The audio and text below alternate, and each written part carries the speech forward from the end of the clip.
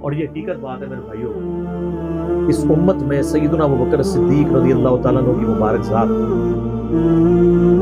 نبی صلی اللہ علیہ وآلہ وسلم کے ساتھ اور اللہ کے ساتھ کمٹمنٹ کی ایک اعلیٰ ترین مثال ہے۔ صحیح بخاری میں حدیث ہے، نبی صلی اللہ علیہ وآلہ وسلم نے فرمایا مجھ پہ مال اور وقت کے اعتبار سے تمام مخلوق میں سب سے زیادہ احسان ابوبکر کے ہیں۔ دو ہی چیزیں ہو سکتی ہیں نا، یا آپ کسی کو اپنا مال دے سکتے ہیں یا وقت۔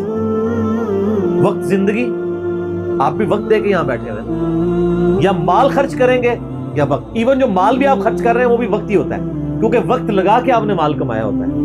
نبی علیہ السلام نے فرمایا کہ اپنے وقت اور مال کے اعتبار سے سب لوگوں سے بڑھ کے مجھ پہ احسان ابوبکر کا ہے۔ اور اگر اس کے ساتھ ہی الفاظ ہیں بخاری مسلم میں، حدیث بخاری مسلم دونوں میں، اگر میں دنیا میں اپنا خلیل کسی کو بناتا تو ابوبکر کو بناتا، لیکن میں نے اپنا خلیل اپنے رب کو بنایا۔ سر توحید ہر جگہ اوپر ہے، ان صلاتی و نسکی و محیای و مماتی للہ رب العالمین، بے شک میری نماز، میری قربانی، میرا جینا، میرا مرنا سب اللہ کے لیے۔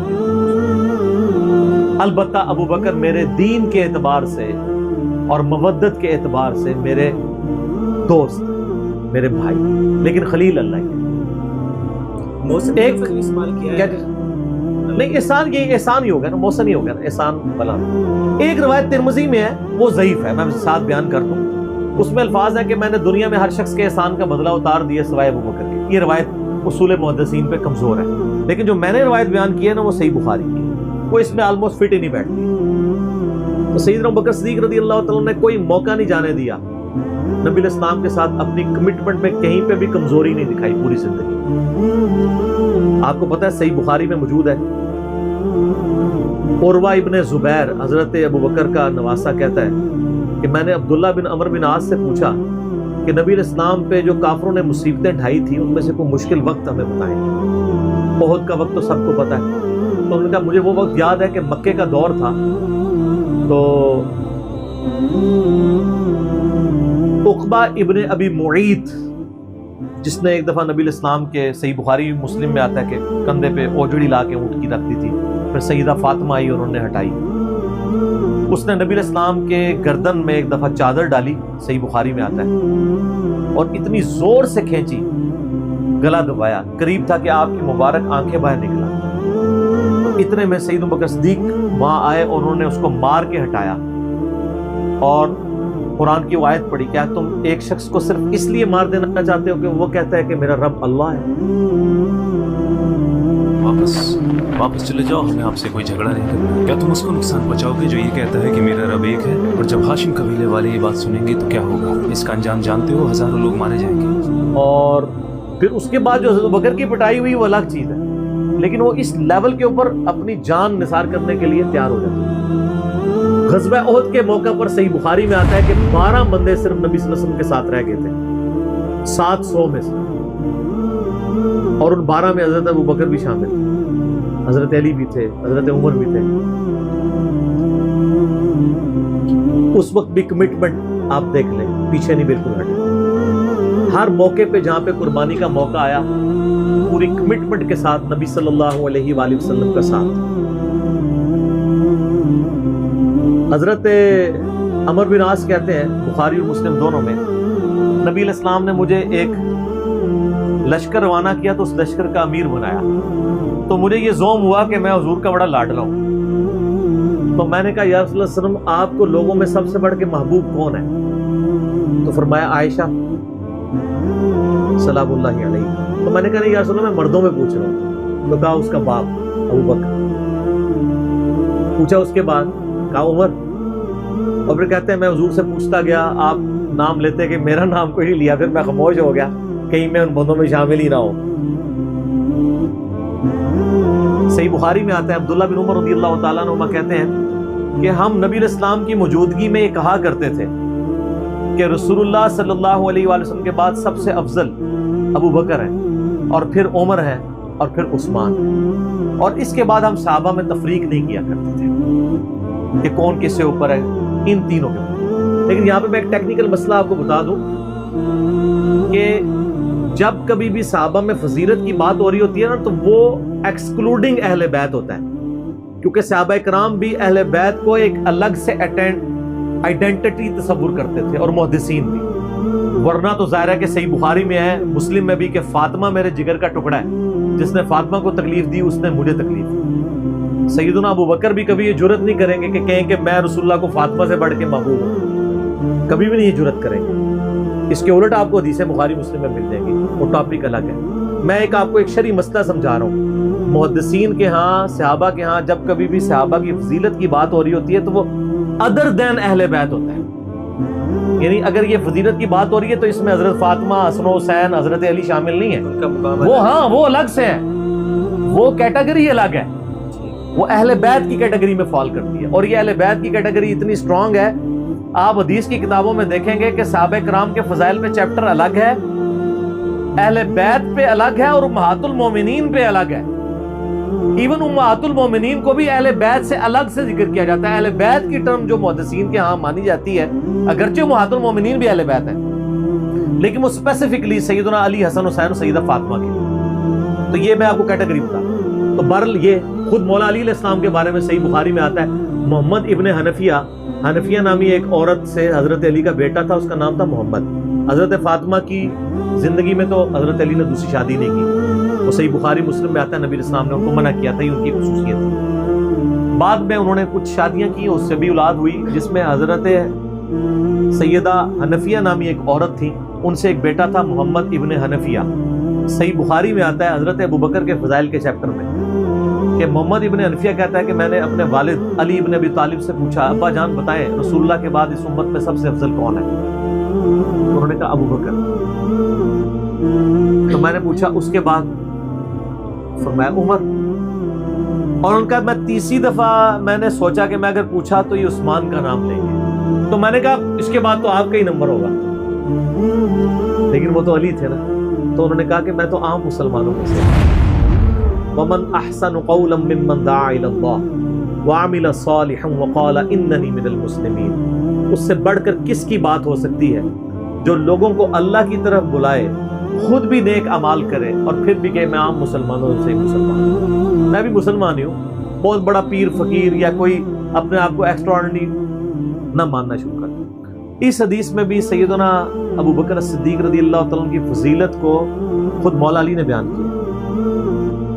پھر بخاری مسلم میں جو حدیث ہے سقیفہ بنی ساعدہ والی، جو اختلاف ہوا تھا، اس میں آپ کو پتا ہے سیدنا علی نے بیعت نہیں کی تھی حضرت ابوبکر کی 6 مہینے تک، بخاری مسلم دونوں میں آتا ہے۔ پھر سیدہ فاطمہ بیمار ہو گئی، ان کی تیمارداری کرتے رہے، پھر سیدہ فاطمہ فوت ہو گئی۔ بخاری مسلم کے الفاظ ہیں، حضرت علی نے حضرت فاطمہ کی وفات کے بعد دیکھا کہ لوگوں کا رجحان ان سے کم ہونا شروع ہو گیا۔ جب تک حضرت فاطمہ زندہ تھی تو ظاہر ہے نبی اسلام کا ایک وہ معاملہ تھا، تو پھر انہوں نے حضرت ابوبکر کو پیغام بھیجا کہ آپ میرے گھر آئیں اور اپنے ساتھ کسی کو نہیں لے کے آنا۔ اس حدیث کو روایت سیدہ عائشہ کر رہی ہے، اور حدیث بخاری میں بھی ہے، مسلم میں بھی۔ اور اما عائشہ کہتی ہیں کہ سیدنا علی کی ایک خواہش تھی کہ حضرت عمر نہ جائیں، کیونکہ ان کے مزاج میں ذرا تیزی تھی۔ تو حضرت ابوبکر حضرت علی کے گھر جانے لگے تو حضرت عمر نے روک لیا، ان کا آپ کو میں اکیلے نہیں جانے دوں گا۔ ہائے ہائے، ابو بکر تو پھر ابو بکر ہے نا۔ انہوں نے کہا اللہ کی قسم نبی کے گھر والوں سے ہمیں کوئی شر کی امید نہیں ہے، ان کو تھا کہیں بلا کے ایجنسیوں کے ہاتھوں گرفتاری نہ کروا دے۔ آج کے دور میں بات کروں تو حضرت بکر اکیلے گئے۔ سیدنا علی نے حضرت بکر سے کہا کہ اللہ نے جو آپ کو ہم پہ فضیلت دی ہے اس امر خلافت، ہمیں آپ سے کوئی حسد نہیں، لیکن نبی علیہ السلام کی قربت کے ناطے اور آپ کے اہل بیت ہونے کے ناطے ہم یہ سمجھتے ہیں کہ ہمیں اس مشورے میں شامل کرنا چاہیے تھا۔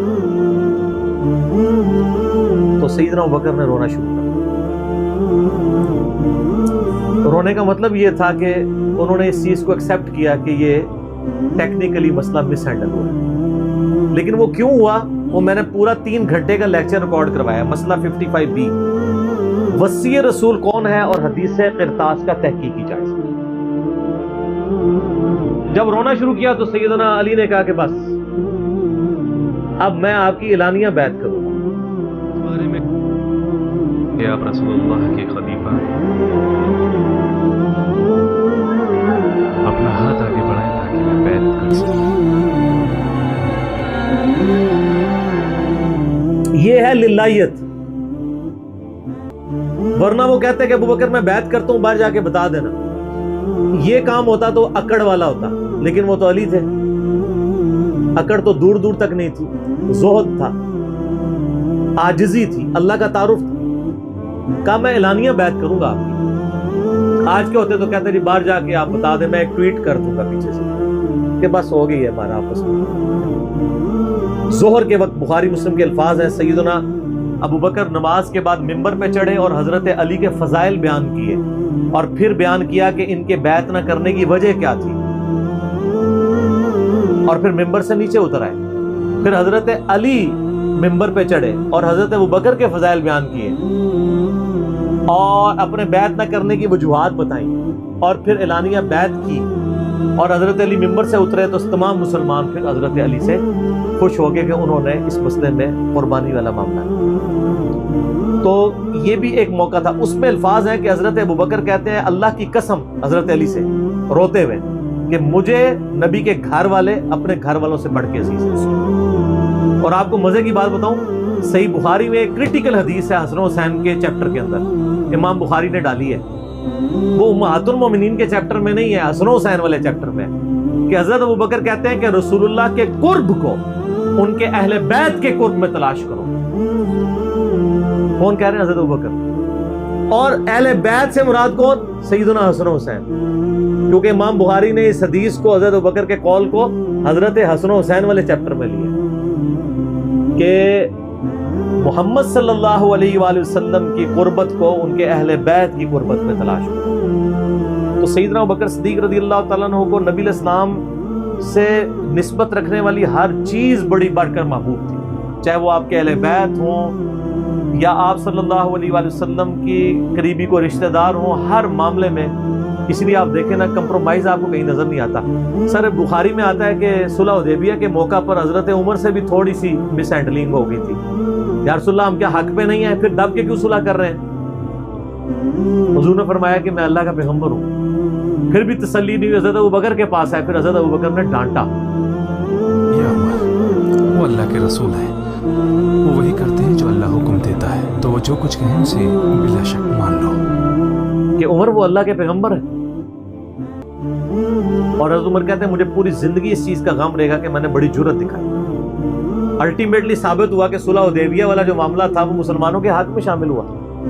لیکن حضرت بکر کا آپ ایمان کا لیول دیکھیں کہ وہ سرکمسٹانسز پہ نہیں جاتے تھے. وہ کہتے تھے اللہ کے پیغمبر نے فیصلہ کیا، الٹیمیٹلی اسی میں خیر ہوگی. ان کا ایمان اس لیول کا تھا کہ وہ عقلی دلائل کو بعد میں رکھتے تھے. اور وہاں پہ بھی آپ کو نظر آیا، اور انہوں نے حضرت عمر کو کہا کہ عمر وہ اللہ کے پیغمبر ہیں، جو فیصلہ کر رہے ہیں وہ ٹھیک ہے. اسی لیے ہر مسئلے میں آپ کو احتیاط کا پہلو نظر آتا ہے. پھر بخاری میں آتا ہے جب مرتدین زکوٰۃ تھے، حضرت عمر جیسے لوگ بھی کہہ رہے تھے اتنے مازوں پہ آپ جنگ نہ کھولیں، پہلے کچھ قبائل مرتد ہو گئے ہیں، رومن امپائر چڑھی دوڑی ہے، پرشین امپائر کے ساتھ ہم نے سارے معاملات شروع کیے ہوئے ہیں، اتنے مازوں پہ آپ کیسے لڑیں گے؟ تو سیدنا ابو بکر نے کیا کہا تھا؟ اللہ کی قسم کو رسول اللہ کے زمانے میں جانور دیتا تھا اور اس کے ساتھ ایک رسی بھی دیتا تھا، اور اب نہیں دے گا نا میں اس کے خلاف بھی قتال کروں گا، اکیلا مجھے کرنا پڑے. جس طرح نماز اللہ کا حق ہے، اسی طریقے سے زکوٰۃ بھی اللہ کا حق ہے. جو نماز اور زکوٰۃ میں فرق کرے گا میں اس کے خلاف قتال کروں گا. وہ ریٹ آف دی گورنمنٹ کو چیلنج کر رہا ہے. زکوٰۃ مال میں سے حق ہے، اور اللہ جس نے بھی نماز اور زکوٰۃ میں فرق کیا تو میں اس سے قتال کروں گا.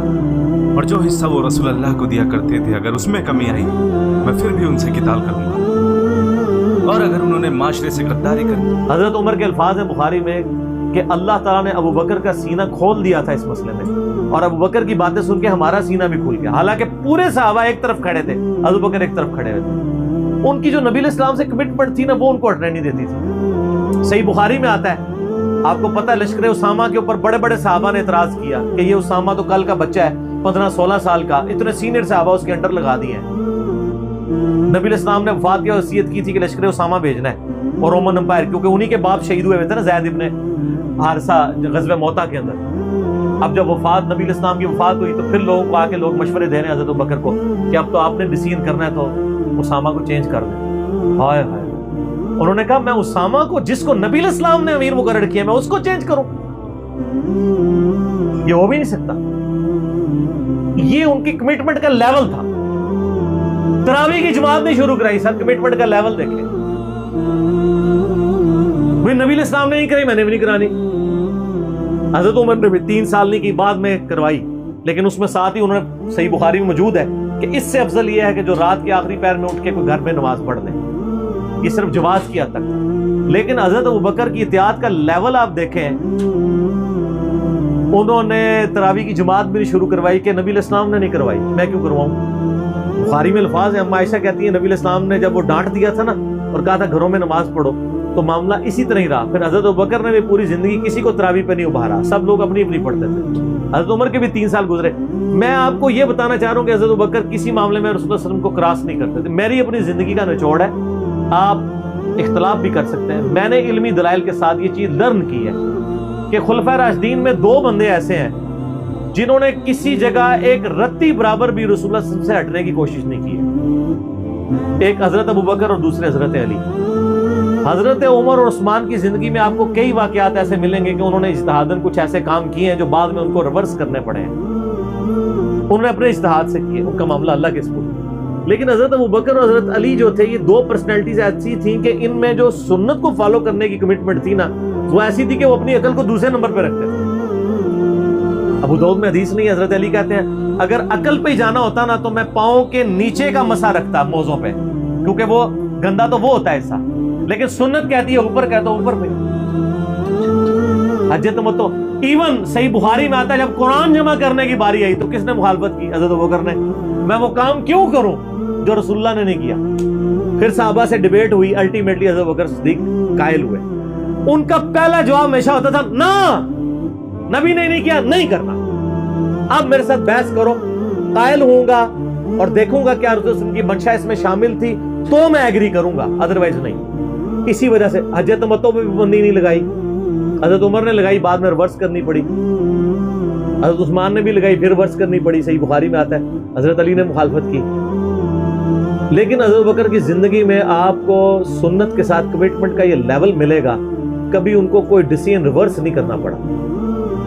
ان کی نبی علیہ السلام کے ساتھ جو عقیدت تھی نا, اور ہر معاملے میں, حتیٰ کہ صحیح بخاری اور مسلم میں آتا ہے. اور نبی علیہ السلام کا کیا ریگارڈ ہے, بخاری مسلم دونوں میں آتا ہے کہ نبی صلی اللہ علیہ وآلہ وسلم نے, یعنی بیماری کے دن تھے آپ کے, آپ نے فرمایا کہ ابوبکر کو میری جگہ نماز پڑھائے. تو حضرت عائشہ کہتی ہیں کہ میں نے کہا یا رسول اللہ صلی اللہ علیہ وسلم, میرے باپ جو ہیں رقیق القلب ہیں, آپ کی جگہ مصلی پہ کھڑے ہوں گے نا تو وہ برداشت نہیں کر سکیں گے کہ یہ دن بھی دیکھنا پڑا کہ اللہ کے نبی مصلی پہ نہیں آئے اور میں ان کی جگہ کھڑا ہوں, تو نماز نہیں پڑھا پائیں گے. تو آپ فرمایا لا, ابوبکر کو کہو کہ نماز پڑھائیں. پھر انہوں نے ریکویسٹ کی, نبی علیہ السلام اتنے غصے میں آئے. بخاری اور مسلم کے الفاظ ہیں, آپ نے فرمایا تم تو یوسف والیاں ہو. اوئے ہوئے ہوئے, یوسف کو کس نے تنگ کیا تھا؟ زلیخا اور باقی عورتوں نے. کتنی نٹوریس مثال تھی اگر آپ کمپیئر کرنا شروع کریں, بالکل 100% بٹھائیں تو. حضرت یوسف کو تنگ کیا نا, اپنی طرف مائل کرنا چاہتی تھی.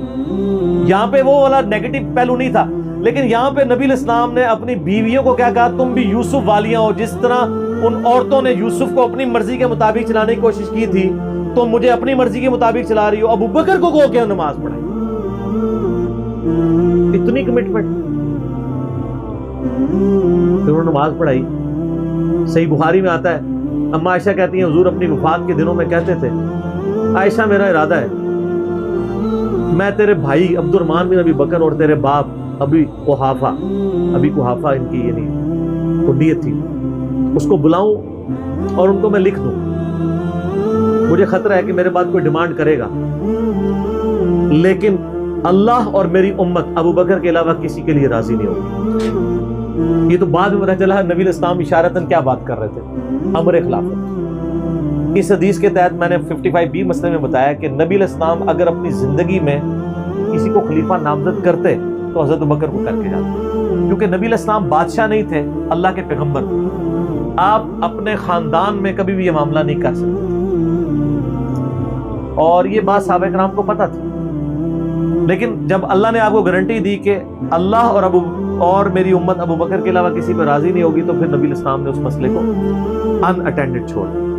بخاری میں ہی آتا ہے، ایک عورت حضور کے پاس آئی اور کہا یا رسول اللہ آپ فوت ہو جائیں اور میں اس کے بعد آؤں اور آپ کو نہ پاؤں، تو فرمایا ابو بکر سے مل گئے میرے بعد۔ اشارے تو کافی آپ نے چھوڑے ہوئے تھے اس حوالے سے۔ صحیح بخاری مسلم میں حدیث ہے، نبی علیہ السلام ایک باغ میں بیٹھے تھے، ابو موسیٰ اشعری کہتے ہیں دروازے پہ دستک ہوئی، آپ نے فرمایا جو کوئی بھی ہے اسے جنت کی بشارت دے دو۔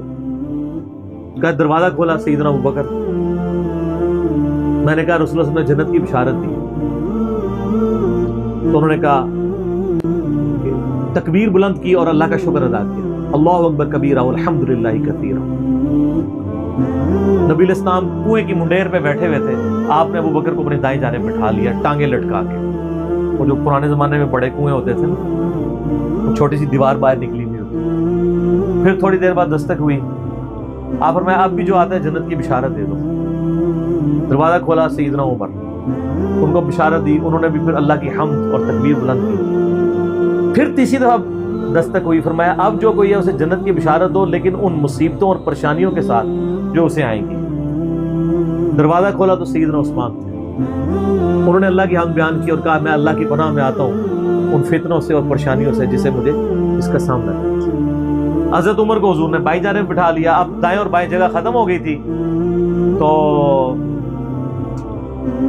حضرت عثمان سامنے آ کے بیٹھ گئے۔ راوی کہتے ہیں کہ میں نے اس سے یہ رزلٹ نکالا ہے کہ ابو بکر و عمر رسول اللہ کے ساتھ دفن ہوں گے اور حضرت عثمان کی قبر رسول اللہ کے سامنے بنے گی۔ سر آج بھی میں حضرت عثمان غنی کی قبر مبارک پہ کئی دفعہ حاضر ہوں، ایگزیکٹ روضہ شریف کی سیدھ میں قدموں کی جانب، اور ابو بکر عمر صاحب ہیں۔ قبر رسول پہ میری حاضری والا لیکچر بھی ہے، میں نے باقاعدہ اس میں نقشہ بتایا ہے کہ کس طریقے سے قبریں ہیں۔ یہ بہت بڑی فضیلت ہے کہ سیدنا ابو بکر عمر نبی علیہ السلام کے ساتھ دفن ہوئے اس جنت کے ٹکڑے میں، جو بخاری میں حدیث ہے میرے گھر سے میرے ممبر تک جنت کے ٹکڑوں میں سے ایک ٹکڑا ہے، اور امام بخاری نے باب باندھا ہے قبر رسول سے ممبر رسول جنت کا ٹکڑا ہے۔ اسی جنت کے ٹکڑے میں سیدنا ابو بکر عمر کی قبر ہے نبی علیہ السلام کے ساتھ، اور الٹیمیٹلی سیدنا عیسیٰ ابن مریم کی قبر بھی وہاں پہ بنے گی۔ یہ قبریں اس طرح ہیں کہ نبی علیہ السلام کی قبر مبارک سب سے آگے ہے، یوں یعنی جب ہم حاضری دیتے ہیں تو قبلے کی رخ ہماری پیٹھ ہوتی ہے، تو روضہ شریف کی طرف ہمارا یعنی مبارک جالیوں کی طرف ہمارا رخ ہوتا ہے، تو سب سے آگے نبی علیہ السلام کی قبر ہے۔ نبی علیہ السلام کا جہاں پہ آپ سمجھ لیں سینے کا نچلا ناف والا حصہ بنتا ہے نا، وہاں حضرت ابو بکر کا سر ہے اور ان کی ٹانگیں اور آگے، یعنی ادبن ان کو تھوڑا پیچھے کر کے دفنایا گیا، یہاں سے بھی پیچھے اور ادھر سے بھی سیدھ میں نہیں، اور جہاں حضرت ابو بکر کی ناف آتی ہے وہاں حضرت عمر کا سر ہے، اور وہ اس کی ایسے یہاں ایک جگہ خالی ہے، وہ حضرت عیسیٰ ابن مریم کی قبر پڑنی ہے، المستدل علاقے میں بھی ہے، جامع ترمذی میں بھی اشارتاً موجود ہے۔ تو یہ قبریں ہیں، 7 دفن ہیں، اور جامع ترمذی میں حدیث ہے نبی علیہ السلام نے فرمایا اے ابو بکر تم میرے یار غار بھی ہو اور حوض کوثر پہ بھی میرے یار ہو، صحیح سند کے ساتھ۔ یار غار کا ذکر تو سورہ توبہ میں موجود ہے، ثانی اثنین، جب وہ دونوں غار میں تھے، اور جب نبی علیہ السلام قرآن کے الفاظ ابو بکر کو کہتے تھے کہ مت خوف کھاؤ، ہمارا رب ہمارے ساتھ ہے۔ صحیح بخاری میں آتا ہے کہ حضرت بکر نے کہا یا رسول اللہ صلی اللہ علیہ وسلم اگر کفار نے اپنے پاؤں کی جانب سے یوں دیکھ لیا تو ہم دونوں نظر آ جائیں گے، تو ان کا ابو بکر تمہیں غم کھانے کی ضرورت نہیں، تمہارا ان کے بارے میں کیا خیال ہے، ان دونوں کے بارے میں جن کے ساتھ تیسرا اللہ ہو، تو وہیں سے آپ دیکھ لیں۔ صحیح مسلم میں ایک حدیث ہے کہ نبی صلی اللہ علیہ وآلہ وسلم ایک دفعہ ہیرا پہاڑ کے اوپر چڑھے، آپ کے ساتھ سیدنا ابو بکر، عمر، عثمان اور علی اور طلحہ اور زبیر تھے۔ آپ نے فرمایا وہ جو پہاڑ تھا ہیرا پہاڑ، وہ بھی وجد میں آ گیا ہوگا، ہلنا شروع کر دیا۔ آپ نے فرمایا تھم جا، تجھ پہ اس وقت نبی، صدیق اور شہداء کے سوا کوئی نہیں ہے۔ یعنی نبی کون؟ خود نبی صلی اللہ علیہ وآلہ وسلم، صدیق کون؟ سیدنا ابو بکر صدیق، اور باقی سارے شہداء، حضرت عثمان، حضرت علی، طلحہ اور زبیر، سارے شہید ہوئے۔ اچھا یہ صدیق کا لقب بھی ثابت ہے، بخاری مسلم میں آپ کو ویسے تو سیدنا ابوبکر کے نام کے ساتھ صدیق ملے گا، یہ لقب پڑا کہاں سے تھا؟ وہ دلائل النبوہ امام بیہقی کی کتاب میں بھی ہے، سنن طبرانی کے اندر بھی، اور کئی کتابوں میں موجود ہے، صحیح ابن حبان میں، ابن خزیمہ میں، کہ معراج کے موقع کے اوپر جب نبی صلی اللہ علیہ وآلہ وسلم نے بتایا کہ راتوں رات اللہ نے مجھے بیت المقدس سے تک، خانہ کعبہ سے بیت المقدس اور وہاں سے آسمانوں کی سیر کروائی ہے، تو آپ کو سیدنا ابوبکر کو آ کے کافروں نے کہا کہ دیکھو تمہارا ساتھی کس طرح کی باتیں کر رہا ہے، تو انہوں نے کہا کہ ہم نے نبی صلی اللہ علیہ وسلم کے کہنے پہ اتنی بڑی بڑی چیزیں مان لی ہیں، تو یہ کہہ رہے ہیں تو یہ بھی ٹھیک بات ہے، تو یعنی وہ تصدیق کرنے والے بنے، اس وجہ سے ان کو صدیق کہا جاتا ہے۔ ویسے تو قرآن حکیم میں انبیاء کے بعد جو درجہ آیا ہے من النبیین والصدیقین والشہداء والصالحین، وہ بھی الگ سے ہے اس حوالے سے۔ ابو بکر کا مطلب یہ ہر کام میں پہل کرنے والا، اور جامع ترمذی میں حدیث ہے نبی علیہ السلام نے فرمایا ابو بکر عتیق ہے، آگ سے آزاد کیا گیا۔ پھر جو اشرم وشرم والی 10 صحابہ کو ایک مجلس میں جنت کی بشارت ہے، اس میں پہلے نمبر پہ ابو بکر فی الجنہ، عمر فی الجنہ، عثمان فی الجنہ، علی فی الجنہ، طلحہ فی الجنہ، زبیر فی الجنہ، عبد الرحمن بن عوف فی الجنہ، ابو عبیدہ ابن جرح فی الجنہ، سعید ابن زید فی الجنہ، سعد ابن ابی وقاص فی الجنہ۔ یہ 10 کے 10 صحابہ کو ایک مجلس میں جنت کی بشارت ملی۔ سیدنا ابوبکر کی نبی علیہ السلام کے ساتھ کمٹمنٹ کا آپ لیول دیکھیں کہ مزاج آپ کو پتہ بڑا نرم تھا، لیکن جہاں نبی علیہ السلام کا معاملہ آتا تھا تو آپ سے زیادہ مضبوط شخص کوئی نہیں۔ مضبوطی کا تعلق جسم کے مضبوط ہونے سے نہیں ہوتا، ایمان کے مضبوط ہونے سے ہوتا۔ منکرین زکوٰۃ کے خلاف، مسلمہ کذاب کے خلاف بڑے بڑے لوگوں کے اس وقت پاؤں جب لڑکھڑانے لگے ہیں تو سیدنا ابوبکر نے فرنٹ سے لیڈ کی۔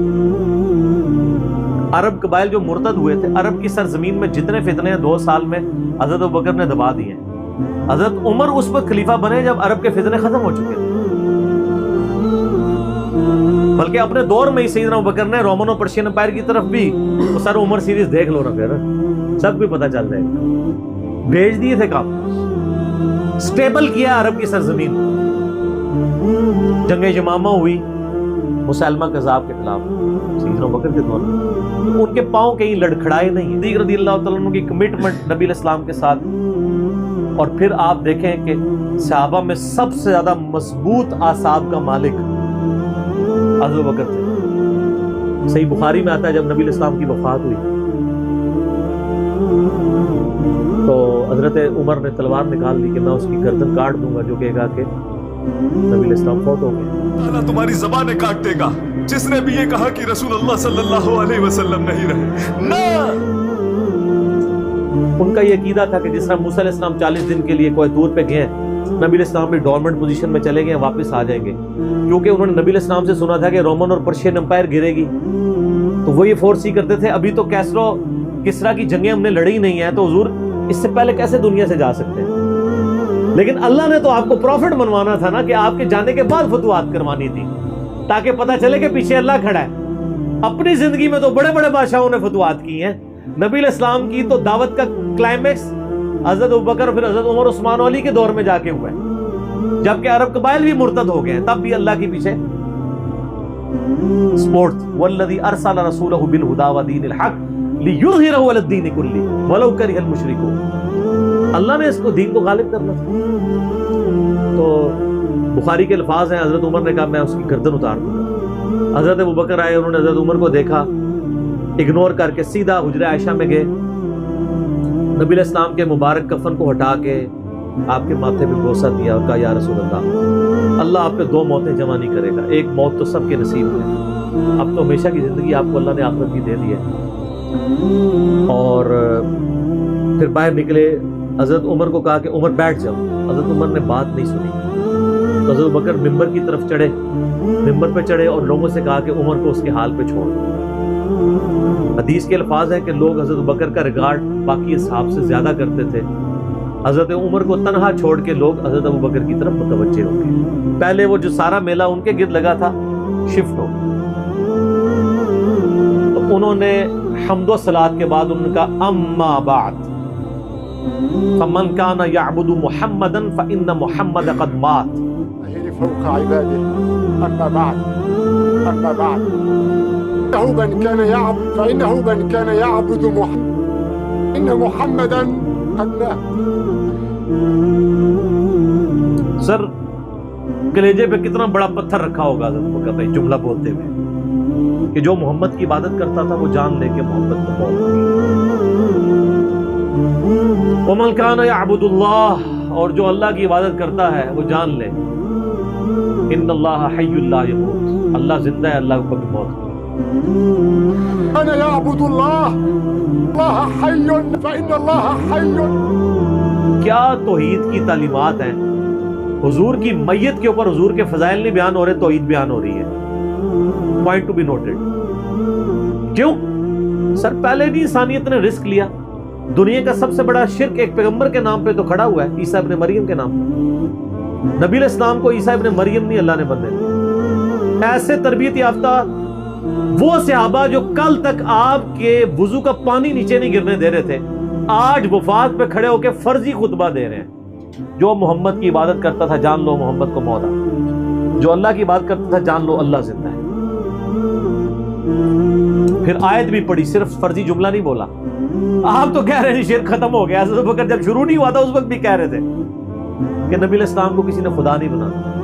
کیونکہ بخاری حدیث ہے، دیکھنا میری شان کو اس طرح بلند نہ کرنا جس طرح عیسیٰ ابن مریم کو لوگوں نے کیا. میں اللہ کا بندہ اور اس کا رسول ہوں، مجھے اللہ کا بندہ اور اس کا رسول ہی کہنا. سر وارفتگی، دیوانگی، عشق کی ساری کیفیت حضور کی وفات کے بعد بالکل چینج ہوگی. صحابہ ہونا تو چاہیے تھا جو وضو کا پانی نہیں گرنے دے رہے تھے جا کے قبر کی مٹی چاٹنا شروع کر دیتے. ایسا نہیں ہوا. وہ تعلیمات کی باؤنڈریز کو کراس نہیں کرتے. تو پھر انہوں نے آیت پڑھی سورہ آل عمران آیت نمبر 144 وما محمد الا رسول قد خلت من قبله الرسل افئن مات او قتل انقلبتم على اعقابكم. محمد تو نہیں مگر ایک رسول ہی، اگر یہ فوت ہو جائیں یا دین جو جنگ میں قتل کر دیے جائیں، شہید ہو جائیں، کیا تم دین سے الٹے قدم پھر جاؤ؟ جو کوئی دین سے الٹے قدم پھیرے گا اللہ کا کوئی نقصان نہیں کرے گا اور اللہ ثابت قدم رہنے والوں کو جزا دے گا. پھر سورہ الزمر کی آیت نمبر 30 پڑھی انک میت و انہم میتون. اے نبی تمہیں بھی مرنا ہے اور ان کو بھی موت آنی ہے تمہارے مخالفین. پھر تم اللہ کے حضور جھگڑو گے، اللہ تمہارا فیصلہ کرے گا.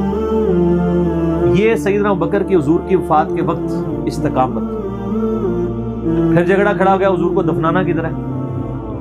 جامعہ ترمذی میں حدیث ہے، سیدنا ابوبکر کہتے ہیں کہ میں نے نبی علیہ السلام سے یہ بات سنی تھی کہ اللہ اپنے پیغمبر کو وہیں پہ موت دیتا ہے جو اس کے لیے سب سے پسندیدہ جگہ اللہ کے نزدیک ہوتی ہے. تو حضور کی جو چارپائی ہے نا اس کے نیچے ان کی قبر کھودا، وہاں پہ اللہ نے ان کو موت دی. پہلے صحابہ میں رائے نہیں طے ہو رہی تھی کہاں دفنانا. پھر سنن نسائی الکبریٰ کے اندر پورا وفات النبی چیپٹر ہے، سنن ابن ماجہ میں بھی موجود ہے کچھ حصہ اس کا. پھر لوگوں نے پوچھا کہ نبی علیہ السلام کا جنازہ ہوگا؟ انہوں نے کہا ہاں ہوگا. اسی طریقے سے تکبیر کہو اور سورہ فاتحہ اور اس کے بعد درود شریف اور اس طریقے سے 4 تکبیرات پڑھو. لیکن ایک فرق تھا کہ نبی علیہ السلام کو پروٹوکول صحابہ نے دیا ہے کہ آپ کی جو جنازے کی نماز ہے نا وہ جماعت کے ساتھ نہیں ہوئی. صحابہ نے یہ پروٹوکول دیا ہے کہ حضور کی میت کی موجودگی میں بھی کوئی شخص امامت نہ کروائے. حجرے میں ایک طرف سے لوگ داخل ہوتے تھے، اکیلے اکیلے جنازہ ادا کرتے تھے. وہ ڈیٹیل میں آتا ہے، 2-3 دن تک جنازہ ہوتا ہے. پہلے یعنی مرد داخل ہوئے، اس کے بعد بچے، غلام، پھر عورتیں، اس طریقے سے سب نے جنازہ پڑھا. ظاہر ہے 1 لاکھ سے زیادہ لوگ تھے جنازہ پڑھا. اس موقع پہ بھی سیدنا ابوبکر کی آپ استقامت دیکھیں. ورنہ حضرت عمر کتنے سٹرانگ اصحاب کے مالک تھے، ان کی حالت آپ دیکھ لیں. جب ضرورت پڑی ان کے مضبوط اصحاب کی تو کولیپس کر گئے. ابوبکر ہی کھڑے ہوئے تو حضور کو پتا تھا نا میں نے مصلی پہ اسے کھڑا کرنا ہے. اور بخاری میں الفاظ ہیں جب مصلی پہ کھڑا کیا فرمایا ابوبکر کے علاوہ سارے دروازے بند کر دو، صرف ابوبکر کے گھر کا دروازہ جو مسجد کی طرف کھلتا ہے، جو مسجد کا دروازہ ابوبکر کے گھر کی طرف ہے وہ کھلا رکھو، باقی سارے بند رکھو. تو نبی علیہ السلام کو یہ پتا تھا کہ کس لیول کا کس بندے کا یعنی ایمان ہے، اس کے اعصاب ہیں. اور بخاری کے الفاظ ہیں جب حضرت ابوبکر نے خطبہ دیا، حضرت عمر کہتے ہیں میرے پاؤں میرا بوجھ نہیں اٹھا سکے اور مجھے یقین آ گیا کہ حضور فوت ہو گئے.